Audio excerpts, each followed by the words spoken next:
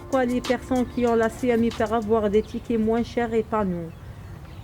Nous qui avons l'aide médicale de l'État, pourquoi on nous discrimine sur une histoire de papier, alors que la loi dit que c'est une question de ressources? D'où vient cette décision de l'RTM? Depuis combien de temps cette discrimination existe? Nous n'existons pas pour la RTM. Depuis longtemps, nous sommes invisibles à ses yeux. Pourtant, nous le savons, le Conseil d'État l'a redit en 2019. Donner cette réduction ne prend pas son origine dans une histoire de papier, mais se fonde sur des conditions de ressources. Le collectif d'habitants organisés التجمع CHO3 السكاني المنظم للمنطقة الثالثة CHO3 ما هو؟ se bat contre les injustices vécues par les habitants et défend leurs intérêts. Il est composé des premiers concernés par les injustices.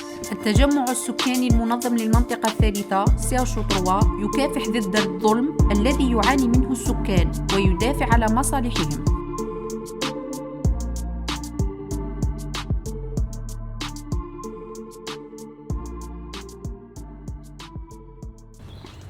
CHO3, campagne mobilité, première. C'est quoi la loi en matière de transport à Marseille?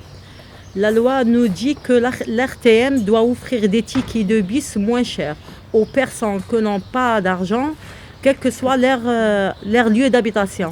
Au moins 50% de réduction sur le prix normal.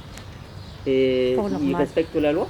Non, j'ai déjà parti là-bas et j'ai demandé la réduction et elle m'a dit, puisque vous avez l'AME, vous n'avez pas le droit. Oui. Mais pour les gens qui ont la CMI, ils ont le droit d'avoir la réduction. Nous, on demande la réduction à moins 72%. Parce que moins 50, c'est pour les gens qui ont un peu de budget, c'est-à-dire comme les gens qui ont la CMI. Mais nous, on n'a aucune ressource. On n'a pas de ressources, c'est pour ça qu'on demande la réduction à moins 72. Vous avez fait quoi avec le CHO3 pour commencer le combat? On est parti à l'RTM pour poser la lettre, pour prendre rendez-vous avec eux. Et ils vous ont donné un rendez-vous ou pas? On attend, pas encore. CHO3, mobilité, séquence 2, c'est qui les responsables? Parce que nous, on se sent discriminés par rapport à cette décision. Vous avez fait quoi? Vous vous sentez discriminé? Vous avez envoyé la lettre à qui? À la métropole. Et on espère bien que la métropole elle peut faire la pression à l'RTM. Il y a d'autres villes où en fait ça existe. Est-ce que vous pouvez dire lesquelles et pourquoi?